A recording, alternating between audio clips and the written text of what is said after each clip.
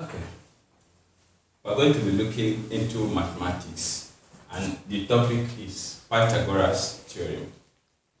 Sometime in the past, you learned about triangles, and we said a triangle is just a shape with three sides and three angles, three interior angles.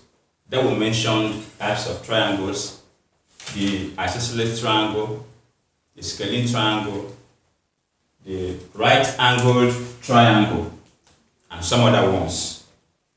The major one we're going to be discussing now is this right-angled triangle, a triangle that has a square corner here. This is the only triangle that is connected to this topic. This Pythagoras theorem, first of all, Pythagoras is a name of a scientist, that is a name of a mathematician, a Greek philosopher as well. Then theorem in mathematics is a mathematical statement which simply means a statement that has been proven to be true. If you don't call this Pythagoras theorem, you call it Pythagoras rule. Pythagoras rule, so you won't get confused when you come across rule in other textbooks. A rule is also a mathematical statement. That is a prescribed method of carrying out an operation in mathematics. Then this Pythagoras rule that I've told you works only in right-angled triangle. It does not hold in other types of triangles. Then in this right-angled triangle, the longest side, we'll call it the hypotenuse. The longest side of a right-angled triangle is the hypotenuse. Then we don't have any need to name these other sides for now.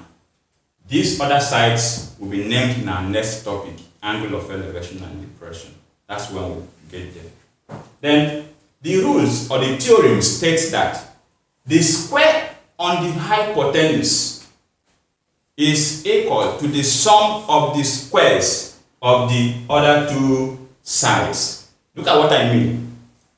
This is a right-angled triangle. You can see your square corner here. Any triangle that has this square corner is a right-angled triangle. This is point A, this is point B, and this is point C. You can see these ones written in capital letters. Where this A is facing becomes our side A. We use small letter to represent that. You can see a small letter here, small letter A. Where this side B is facing is a small letter B. And where this side C, or point C, is facing becomes a small letter C. According to the theorem, that the square on the hypotenuse, that means A squared is equal to the sum of the squares on the other two sides, equal to B squared plus C squared. This is just the summary of this Pythagoras theorem. The square of the hypotenuse is equal to the sum of the squares on the other two sides. That means A squared, being the hypotenuse, is equal to B squared plus C squared. If you go to some textbooks, they will change that on for off. The square of the hypotenuse is equal to the sum of the squares of the other two sides. Some authors will tell you the square on the hypotenuse is equal to the sum of the squares on the other two sides. They are talking about the same thing. Now, if you are asked to find side A in this shape, for instance, side A here is the longest side, the hypotenuse. You take this side A, make it equal to the sum of the squares on the other two sides. That means A squared is equal to what is given to you here. Square it. Square this one. Add the two of them. Once you do that, you take the square root of both sides. That means A. If you take the square root of both sides, the square root here will cancel this square. I've told you severally that square and square root, they do not stay together in the same term. So your square here will go. You will have the square root of b squared plus c squared. That is if you are looking for the hypotenuse. And if you are asked to find these other two sides, let's take for instance side B. Yeah, b squared will become a squared minus c squared. Since we can add this and this, add b and c to get a, that means if we are looking for b or c, we subtract the other side given to us from a, the longest side. So if you take the square root of both sides here, your b will be equals to square root of a squared minus c squared. The same thing goes to c. If you are looking for c, that means c squared is equal to the same a squared minus b squared. You're not looking for c squared, you're looking for c alone. So you take the square root of both sides as well. With that you have c alone equals to square root of a squared minus b squared. So with this now, you can solve for a using this formula. You can solve for b using this formula. And you can as well solve for c using this formula. We are so much concerned about this place, and this place, not exactly these capital letters here. And that is why I'm not seeing them here. I only used it to label the sides so that you will know how to label your shapes. Your basic science, a basic tech teacher will teach you more about that. So with this now, we can look into some examples. Let's see if we can actually put this, fix it in this type of triangles and then solve. Example 1. You just find the lettered part of this triangle. Find the lettered part. It's also a right angled triangle, and here we will have 4. Let's say 4 cm. Here is 2 cm. Then here is the lettered part. And you are asked to find x in this triangle. So what you do here is remembering the theorem. The square of the hypotenuse is equal to the sum of the squares of the other two sides. That means for us to find x, our x squared is going to be equals to, that is the square of x is equal to 4 squared plus 2 squared. Now, 4 squared does not mean 4 times 2.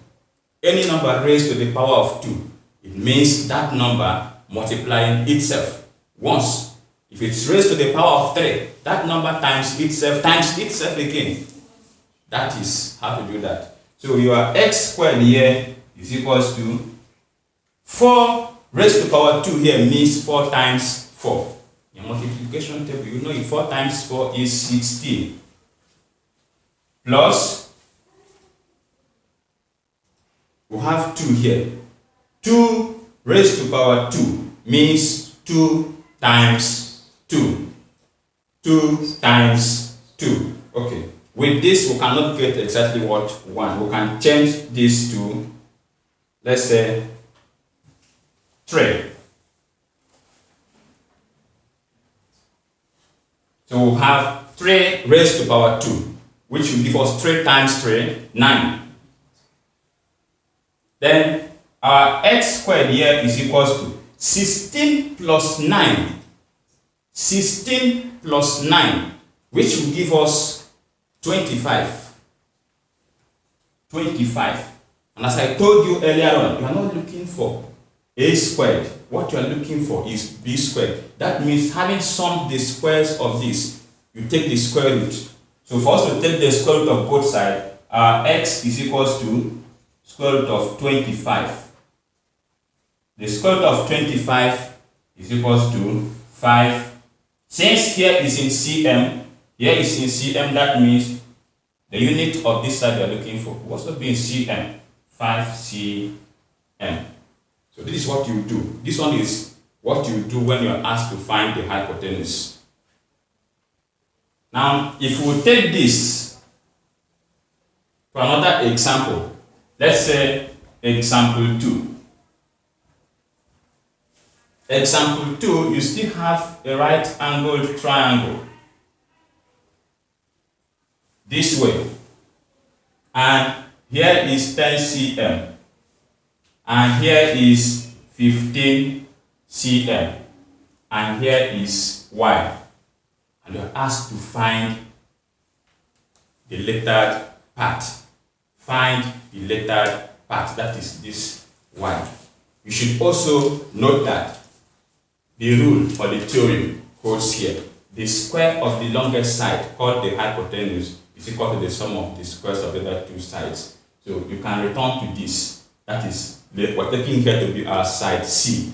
Look at what we did in side C. That C squared here, squared, is equal to the square of this place, square of the hypotenuse, minus the square of the other side. That means y squared here is equal to 15 squared minus 10 squared. Now, you may not need to stress yourself much here. Just recall the idea of difference of two squares. It will save you the time of doing 15 times 15 minus 10 times 10. In your idea of difference of two squares, your y squared here is equal to 15 minus 10 in bracket into 15 plus 10. This bracket is multiplying this bracket. If we factorize this, you arrive at this. So your y squared now is equal to 15 minus 10 will give us 5. 15 plus 10 will give us 25. That means 5 multiplied by 25. Then our y squared is equal to, your 25 multiplied by 5. 5 times 5 is 25. Write 5, carry 2. 5 times 2 is 10, plus that 2 you carried, 12. That means your 5 multiplied by 25 will give you 125. Now take the square root of both sides. If you take the square root of both sides, y will become equal to square root of 125. You may not need to go and cram the square root of numbers. Look at how you find it out. This is your 125. The least number that can divide 125 is what? 5. The number ends with 5. So you can use 5. Or use, okay, let's take 3. 3 going to 12. 3 can divide 12, but it cannot divide 5. That is a proof that the least number is what? 5. If 5 going to 12, it will divide 10. It will give you 2. Remember 2. Put that 2 here, it gives you 25. 5 going to 25 will give you 5. That is 25. Now 5 will go again. If 5 goes into 25, we'll have 5. If 5 divides again, we'll have 1. Now, since this and this are in pair, you collect 1. There's no one to pair with this. This one remains square root of 5. Had it been there's under 5 here, we now pair this other 2 here and collect 1. But since there's no one to pair with this one, it remains root 5. You may not be allowed to use calculator here. And that is why our answer will become y is equal to 5. From this 5 and this 5, we've collected 1. Root this 5. If you use your calculator, you will get this in decimal place, in some decimal places. Now, here is in cm, here is in cm, here will also be in cm. Then, if we go into another example, let's say example 3, where 2 different triangles will be given to you as one triangle. For instance, in this way, this is right angled triangle here. This is another right angled triangle. Now, here is going to be 5. Here is 4. This side is y. Here is z. And here is 4. And you'll be asked to find the lettered parts. Find the lettered parts. That means you should find y and z. So first of all, what you do here is you check the triangle. There are 2 triangles here. This one this way and the other one. 2 right angled triangles. You check the one that has 2 sides. Look for the remaining side. It will give you here. For instance, 5 is here, 4 is here. That means we'll treat this one first. This one first. It will give us here. When it gives us here, we can use this and this to find here. So when you do that, you recall that y squared here, the square of y is equals to the square of 5 minus the square of 4. 4 squared.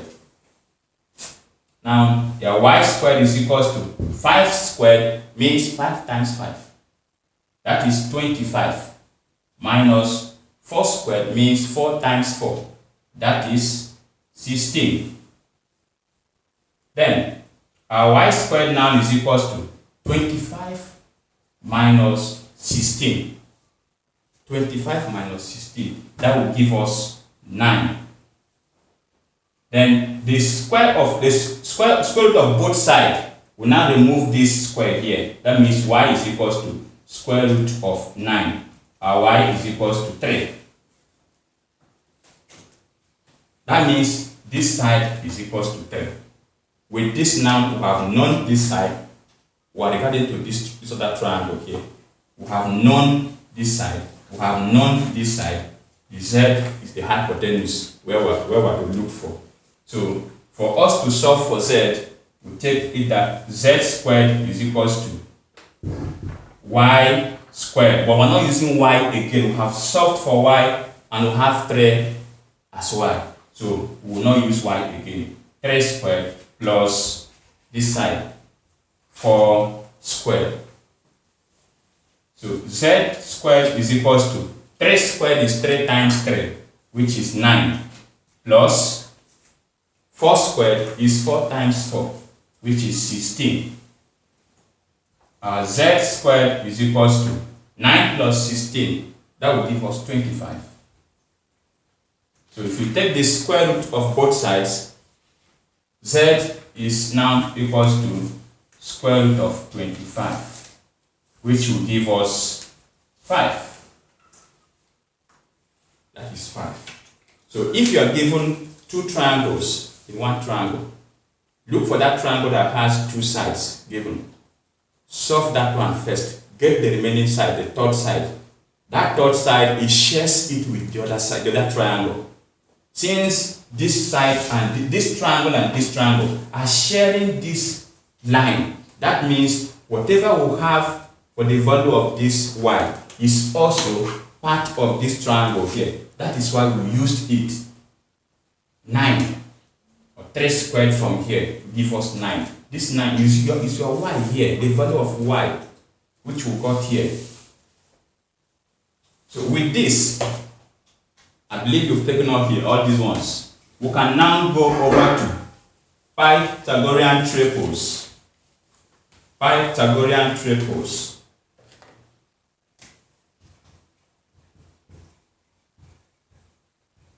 Pythagorean triples. Pythagorean triples are just 3 sets of numbers.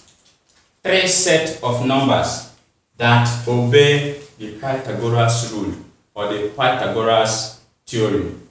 3 sets of numbers that obey the Pythagoras rule or Pythagoras theorem. You call them the Pythagorean triples. For instance, you may be asked to identify which set of numbers which set of numbers are Pythagorean triples? Among these numbers, A, we have 2, 4, and 6. B, we have 40, 75, and 80. We have C, 18, 24, and 30. These numbers are in trace. Let us find out if this one, the first one, can obey this, second one can obey this, third one can obey this. If any of these obeys the Pythagorean rule or the Pythagorean theorem, we'll call these three sets of numbers, or the three sets of numbers, we'll call them the Pythagorean triples. Now, from the first one, we'll have 2, 4, and 6. And if you look at this, in your right-angled triangle, you can see that there is one side that is longer than the other two. That particular side has the highest value in the three set of numbers. That highest value is for this hypotenuse. So in that case, the hypotenuse here is this 6. You know your hypotenuse measures more than the other two sides. So its own value should be higher than the other two. So our 6 squared is equals to 2 squared plus 4 squared. 2 and 4 are the other two sides. Now 6 squared is 36. 6 times 6, 36. 2 squared is 2 times 2, 4, plus 4 squared is 4 times 4, 16. Now, 36 now, is it equal to 4 plus 16? 4 plus 16 will give us 20.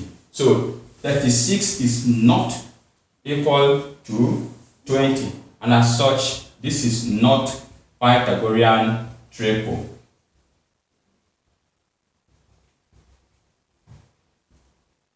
Since the left-hand side and the right-hand side are not equal, it does not obey the Pythagoras rule. So it is not Pythagorean triple. Then we'll go to the second part. This is A. Then this is B. We have 40, 75, and 80. We have three sets of numbers as well. 40, 75, 80. The highest is 80. That means our hypotenuse is 80. Since it should be longer than the other two sides. So our 80 squared will give us 40 squared plus 75 squared. Your 80 squared is 80 times 80, not 80 times 2. 80 squared means 80 times 80, this way. 0 times 0 will give you 0, 0 times 8, 0, 8 times 0, 0, 8 times 8, 64. 0 here, we are now adding 0 plus 0 is 0, bring down 4, bring down 6. 80 squared will give us 6,400 equal to, you now simplify these two, they are 40 squared means 40 times 40, not 40 times 2. I know some of you will be making such a mistake. 40 times 40, when you bring your note I will know. 40 times 40. 0 times 0 is 0. 0 times 4. 0. 4 times 0. 0. 4 times 4. 16. If you add this, bring down 0. 0 plus 0 will give us 0. Bring down 6. Bring down 1. Your 40 squared is 1,600. Plus, we now simplify your 75 squared, which is 75 times 75. 5 times 5, 25, right? 5 carry 2. 5 times 7, 35, plus 2, that is 37. You write 37. 7 times 5 again, 35. Write 5, carry 3. Your 7 times 7 is 49. 49 plus 3 should give you 52. Write the 52. You add, bring down 5. 7 plus 5 should give us 12. Write 2, carry 1. Add it to this 3. It will give you 4 plus this 2. 6. Now bring down 5. That means our 75 squared will give us 5,625. Now, let's check if the left hand side and the right hand side will give us the same thing. So we'll have 6,400 here is equals to, look at 5,625 plus 1,600. 5 plus 0 will give us 5. 2 plus 0 will give us 2. 6 plus 6 will give us 12. Right to carry 1. Add it here. 6. 6 plus 1 will give us 7. So we'll have 7225. This does not obey the rule 2. This side and this side did not give us the same thing. So let's check the last one.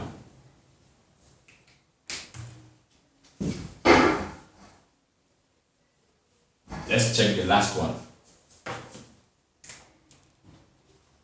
We have 18, 24, and 30. The highest one here is 30. That means 30 squared is equals to 24 squared plus 18 squared. The 30 squared is 30 times 30. That will give us, to save our time, it will give us 900. Equals to, 24 squared is 24 times 24. 4 times 4, 16. Carry 1. 4 times 2, 8 plus 1, 9. 2 times 4, 8. 2 times 2, 4. If you add this, you bring down 6. This plus this will give us 17. Right? 7. Carry 1. Add it here. 5. 576 plus, you go to your 18. 18 times 18. 8 times 8. 64. Right? 4. Carry 6. 8 times 1. 8. Plus that 6. 14. 1 times 8. 8. 1 times 1. 1. Bring down 4. This plus this should give us 12. Right? 2. Carry 1. Add it here. 2 plus 1. 3. 324. So our 900 here is equals to, let's check if 576 plus 324 will give us 900. 6 plus 4 is 10. Write 0, carry 1. Add it to this 7, 8 plus 2, 10 again. Write 0, carry 1. Add that 1 to this 5, 6. 6 plus 3, 9. So here is 900. As such, our 18, 24, 30 are Pythagorean triple. Since the left hand side and the right hand side are equal, that means the 3 sets of numbers are Pythagorean triple. Make sure you compile your note, then you do your homework. Thank you.